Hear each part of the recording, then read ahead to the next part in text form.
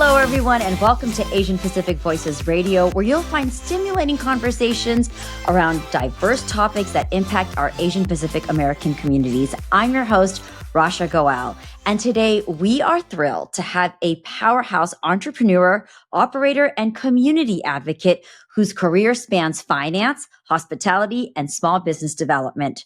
From her early days at Deloitte to leading airport dining and retail ventures as CEO of IOC Design and Consulting and Chief Development Officer of Lady Luck Gourmet, my guest is redefining what it means to build inclusive, community-centered experiences in some of the busiest airports in the country. A UC Santa Barbara alum and licensed CPA, she's also a mentor, nonprofit leader, and co-founder of the Association of Asians in Aviation, passionately championing visibility, equity, and opportunity for the next generation of Asian American leaders. It is my pleasure to welcome Iva Chen on Asian Pacific Voices Radio. Iva, thank you so much for being here. Thank you so much for having me, Rasha. My gosh, you are just so inspiring with all these different accolades and everything you continue to accomplish and have accomplished. I'm really excited to talk to you about a lot of these things. Let's just start off maybe going a little back into history. What was it like growing up for you? And what were some of your core values that your parents instilled within you? I'm an only child. And I grew up in a Chinese American household. I never knew, I thought my experience was really unique until I watched the Joy Luck Club. And I was like, oh my gosh, like this is a lived experience that other Asian women like live through. So it was very, in that sense, like typical, the expectations, the pressure to succeed and do well. But, you know, as a female, it's really different. But my father was an executive climbing the ladder with HMS hosts in the airport concessions industry. So I grew up and he would bring me to take your daughter to work day. So I got to walk with him through the airport terminals and moved around a lot. Lived in Los Angeles, Seattle, Hawaii, went to school in Santa Barbara, and then we moved to San Francisco, and then now back to Los Angeles. So I think that diverse experience of living in multiple places made me kind of pushed me to be very adaptable, learned how to make friends in all different places and really appreciate different cultures and people and places. I love how you mentioned Joy Luck Club because it is films like those that are important where we kind of see ourselves, right? Otherwise, we do live in our own little bubble of, well, I guess only I feel this way, you know? Exactly. And of course, it's so fascinating because you began on the traditional Big Four path, as do many people. I have a lot of friends. You were at Deloitte. But what was that moment that nudged you where you felt that you had a more purpose-driven career that was a little outside of the classic accounting? Yeah, I always thought I was going to go the partner track. I started and it's grueling hours, you know, and I still keep in touch with my start group. We're still really, really good friends. But, you know, every day the recruiters call. Literally the first day you start, the recruiters call, hey, you want to leave? You want to go to another company? Wow. Because once you have Deloitte on your resume, that, you know, gives you credibility and everybody wants to bring you on, especially after you get your CPA license. So one day it was one of those days where I just had it. It was a grueling week and I get a phone call from a recruiter and he says, hey, you looking to change jobs? And I said, you know what? Yeah, I am. And I want to do something that's more meaningful. I want to get maybe like join a nonprofit or something. So he's like, I have the perfect job for you. and it was like 3.5 years in and I was ready to take a leap. So I had already done a lot of work in the nonprofit world, serving on nonprofit boards in my early career. So it felt like a good transition for me. How interesting. Yeah, not a lot of people take that leap necessarily. So there must have been some passion there. Now, am I correct that you went into a nonprofit that was focused on early childhood education? Yes, exactly. And that's something that I'm really passionate about. And that was early in my career before I became a mother. But I'm so grateful for that experience, even though it was so different coming from Big Four to it wasn't even a small nonprofit. They're actually a pretty big nonprofit funded by the First Five Initiative in Los Angeles. But really instilled the value of early childhood education in me. And I saw the impact that it has on children. And actually, here I am about 20 years later, I bring that with me now that I'm a mother. I know the importance of early childhood education for children, and I really make sure that I instill that in my kids, make sure they're getting access to that education. And most recently, I was interviewed to join the board of a nonprofit that's focused on early childhood development as well. Oh, how beautiful. What a great way to continue to, pave that way. And especially, right now too, how important and crucial it is and all the issues are around education in our country, especially right at this time. You know, Especially. I do want to share though with my listeners and my viewers too. You have these amazing companies you've worked for. I mean, there's Deloitte, then you were also at CBS, at Nestle and Capital Group. So you really stepped away from corporate stability. And I Yes. think that I think I can be fair in saying that sometimes that's nerve wracking, right? You have this stable situation and our parents especially they feel good about that. But were there any fears that came along with that or any freedoms that were there fears or freedoms that came as you took that leap of faith? There was definitely some anxiety around it. I will say it wasn't like an overnight leap. I was kind of moonlighting, building these little pathways for myself and seeing what worked. I dabbled in like matchmaking, online dating. I had a company doing that. I was already doing some finance accounting work for my family business. So when I was finally like done with corporate, making that leap wasn't like such a big leap. I had already kind of built a pathway for Okay. myself to make that leap. And then the time came where my family business was like, hey, we have a need for your type of skill set and expertise. So it was a perfect time to really join the family business. Ah, okay. But before the family business, were you doing the matchmaking or did that happen? Because matchmaking is a world away from audit sheets. So I want to jump back to that real quick. Like how did the numbers game kind of help you go into this relationship building business? I'm a hopeless romantic. I'm one of like the first generation online daters. I started going on Asian Friend Finder Okay. in like 2000. I was like one of the early adapters. My cousin, I was home one Christmas from college, and my cousin's like, "Hey, there's this website called Asian Friend Finder," and I'd really gone through the whole path and journey, and I actually met my husband online on Oh. Match.com. So I used all the skills that I developed and learned to find a partner in life, and I just wanted to help other people find their person as well. So that was really like not finance related. It was really the hopeless romantic in me wanting to help other people find their person. Oh, I love that though. I love that. Um, in doing all of this, I'm sure there's been situations, or I shouldn't assume, but were there in doing this line of work, did you feel or have you ever encountered maybe stereotypes or obstacles as an Asian American woman? And then how did you navigate if something like that did come up for you? Every single day, Really? especially in all my jobs, right? We are in and can I be really just candid, like a white male dominated industry, all of it, all the industries I worked in are, and especially in the aviation industry, white old male dominated industry. My father can probably say that he was the first Asian executive at HMS Host. This was Marriott Corporation back in the day. And so he really helped open my eyes to the possibility of, no, you can do that too. But now as a female in this world, that's like even more Yeah. like stereotypes. And I look young, but thanks to Botox and fillers, I'm not going to lie. I'm like really open. I'm not going to try. I'm turning 44 in a couple months. Oh, amazing. Yeah, yeah, but I look like young. I'm petite. I was really overweight for a long time. I had PCOS, struggled with infertility, so I was like hyped up Oh, on fertility medications. So with all that comes a ton of stereotypes. right. Being overweight, being like short, being Asian, being female, all types of stereotypes against me. So I was like working against all these stereotypes, trying to prove myself. And so all you can do is, so my best thing is like really know your numbers, get your education in line, really understand your business, and you're going to prove them at the table, prove them wrong. And that's always been something that has been something that I've really liked to do ever since I was, even in college.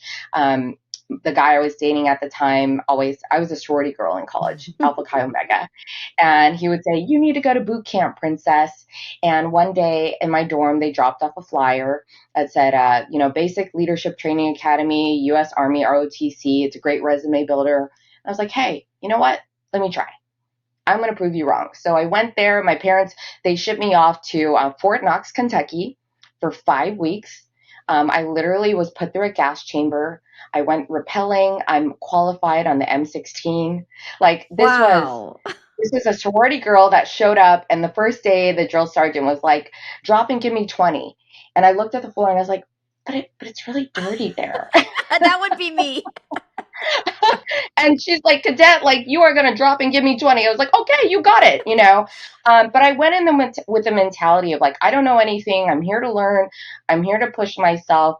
And that really is what the attitude that got me to succeed.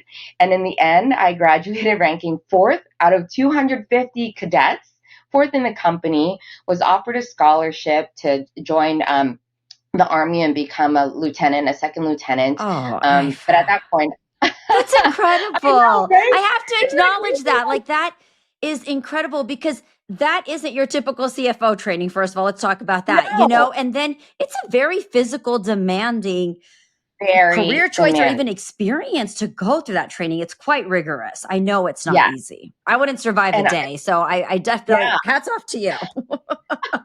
yeah. And this was in the middle of summer in Fort Knox, Kentucky with 110% like heat index. I mean, it really tested you physically, but more than anything, it tested you mentally. Truly, mentally, it's physical. You can get through it, but it's the mental rigor that Yeah. that really they instilled in me, and that I bring with me to my career now. And truly, it was a great resume builder, but more than anything, it was a great character builder. So I attribute a lot of my success to that formal military training that most people that look like me Right. don't really They have. won't, they may not even guess. Now, were you one of the few Asian American women that were part of the training or Yes. the only even maybe? There was two of us, Wow. but the other one actually was from Georgia Tech, which is like a military training Okay. academy. So most of the kids there were from military training academies. They Oh, had been through the ROTC program. They weren't like, oh, this sounds like fun for summer. right.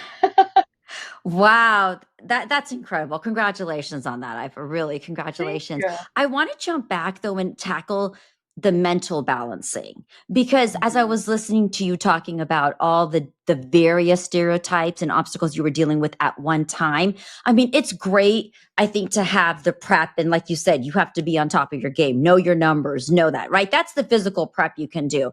But I think there's that other 50% component of how am I showing up mentally? Like, how am I going to be at home once I step out of this office or step out of being that entrepreneur, right? Because there's your own Iva time. So how did you mentally kind of just keep going for yourself? Very early on in my career, I was at a conference where Indra Nooyi was the keynote speaker. She's the former CEO of PepsiCo. And I always love to ask women in power and high level executive positions, like, how do you do it all? And she said, I distinctly remember, I heard this in my early 20s, way before I was a mother and a wife. She said, you have to decide what it means for you to be a good wife, a good mother, a good sister, a good daughter.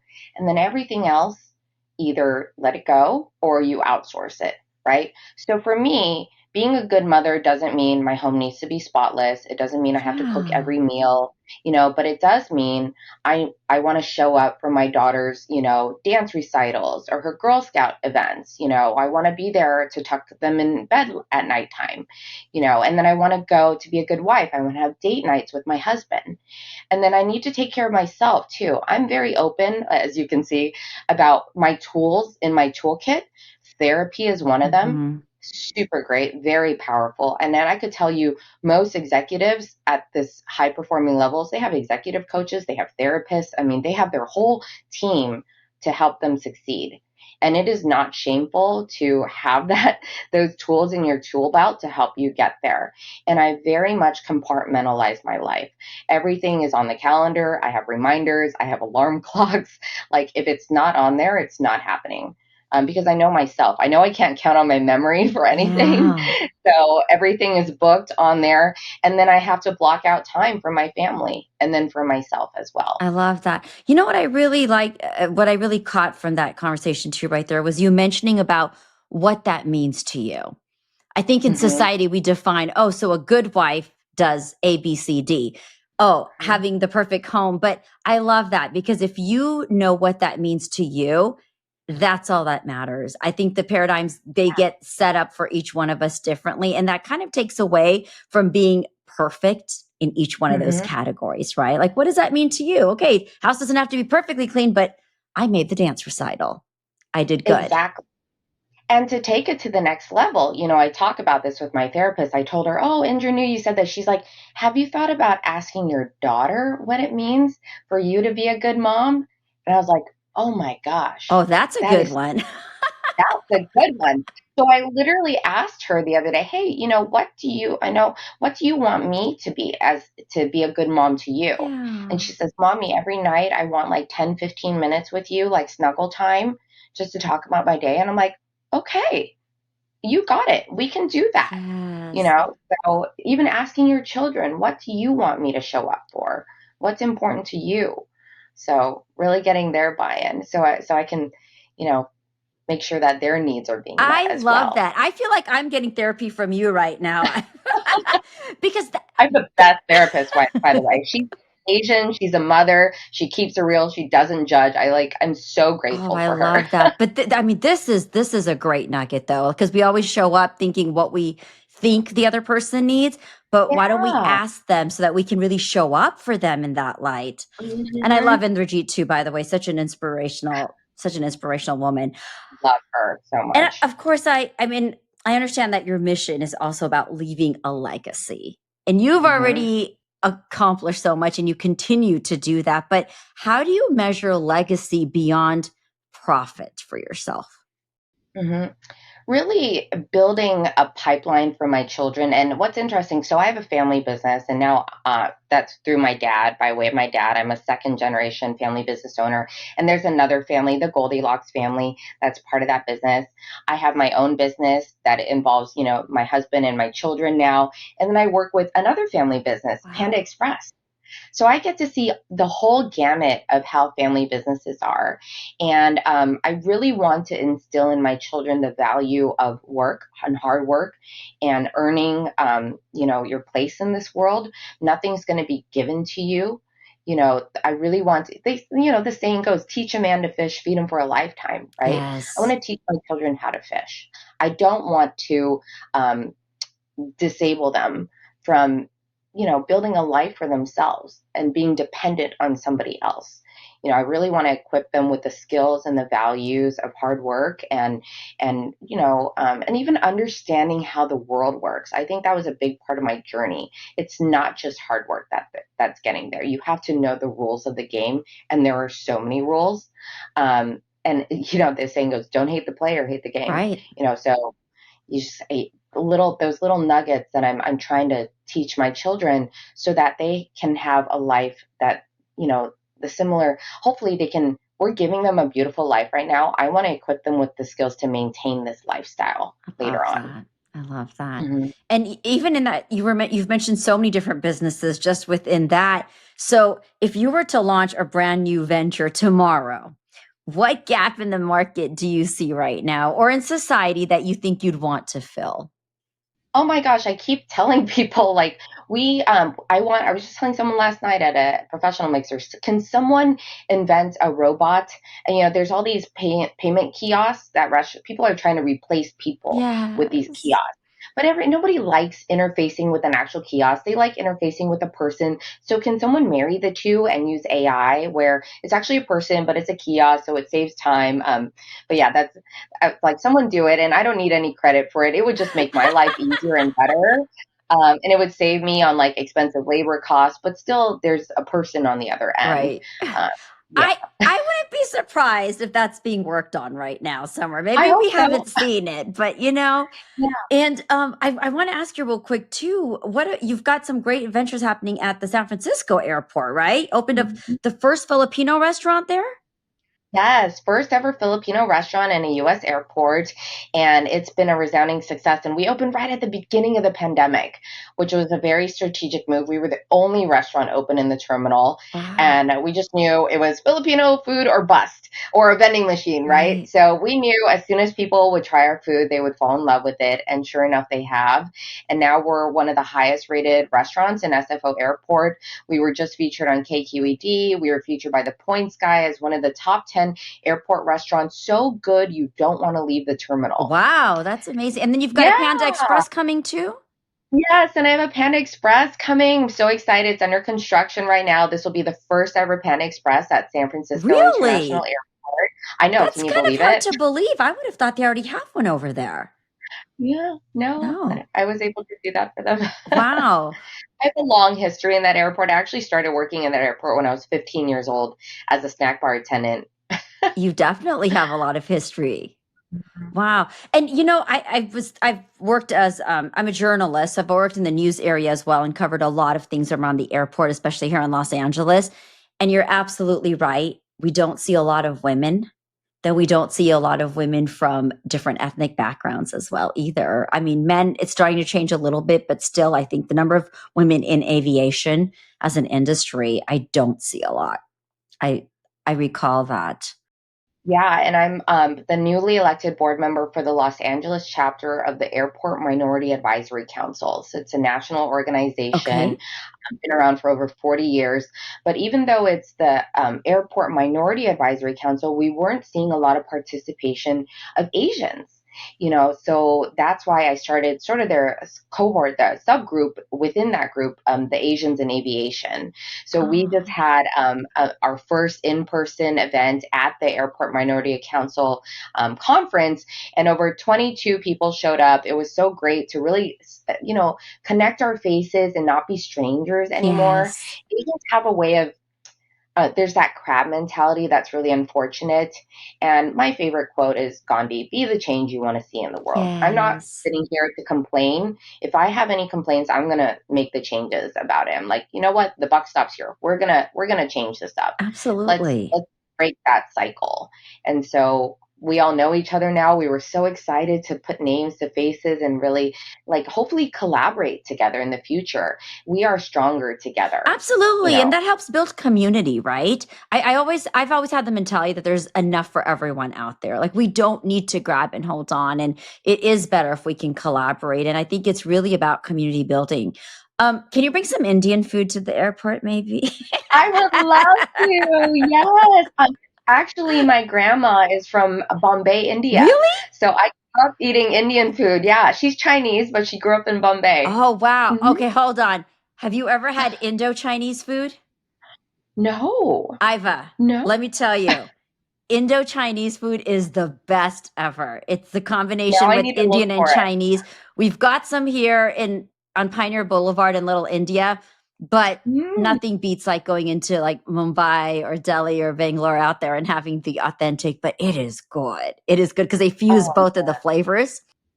that sounds Yeah, amazing. it's so tasty. All right. So where can people find you? Is there a website, social media? How can they find out more about what you're up to? Yeah, I'm all over the internet. So if you want to hear about my business and things that deal with work, I'm on LinkedIn. If you want to see pictures of what I'm eating and pictures of my kids, I'm on Instagram. If you want to hear about my political views, that's probably more Facebook where it's more private. Uh, And it's all under your name, Iva Chen, right? yeah, uh-huh, Ivachen. yeah. All right. Yep. We're going to play a fun little lightning round, as we call it here. Okay. So these answers, no who, what, when. It's just you pick one and whatever resonates and comes to mind first. Okay. All Okay. right. Unlimited wealth or unlimited time? Unlimited time, Marathon definitely. finish line feeling or closing a seven-figure deal? Closing a seven-figure deal. I hate running. Me too. Favorite travel destination you'd move to tomorrow? Hawaii in a heartbeat. Oahu. Ah, that's where I was 100. born, Iva. I love that Yeah, place. I lived there for 2 years. I loved Right? it. It's beautiful. Your desert island comfort food. Funyuns. 100%. Singing or dancing? I'm the worst dancer and I love karaoke, so definitely singing. And if you could have dinner with anyone, alive or dead, who would it be? Michelle Obama. Ooh, yeah. I love her. She's Yeah, love fascinating. her. Awesome. Iva, it has been so much fun speaking with you. Is there anything else you'd like to share before we head out here? No, I'm just so excited. If anybody wants to try the best Filipino food, come by our restaurant in SFO Airport. And if you have a small business that you'd like to break into the airport, a brand or a product, please reach out to me. We're always looking to champion small businesses, NHPI owned brands, women owned brands. I'd love to give you the opportunity and the space to showcase your brand and products within our brand and space. I love that. Do you think there's a need for something? 100%. And I actually go seek those products out at like Expo West. And I featured a lot of ANHPI brands. It's really hard to get shelf space in the airport. Yeah. And it's the ultimate marketing vehicle. We have 30,000 people coming through the airport every single day from all over the nation. So it's great exposure for your brand. Aw, thank you, Iva. It has been such a pleasure speaking with you. And I really want to thank you for taking the time, for jumping on with us and just sharing a little bit more about your journey and inspiring other entrepreneurs as they venture into their own life and navigate this entire landscape. So thank you. Thank you so much. Thank you, Tasha. It's been a joy. Oh, same here. And at this moment, I would like to take a minute and tell all of our viewers and listeners, thank you for joining us. And we'd love to hear from you. So if you have any suggestions on topics or something you want to hear about or learn about, please do let us know. Don't forget to subscribe to our program on your favorite podcast platform. Plus, you can follow us on Facebook, Twitter X, Instagram, and of course, our YouTube channel. Asian Pacific Voices Radio is produced by Asian Culture and Media Alliance, a nonprofit that empowers the Asian Pacific American communities with a voice through media arts. So if you'd like to support us or learn more about our program, please do visit us at acmasocal.org.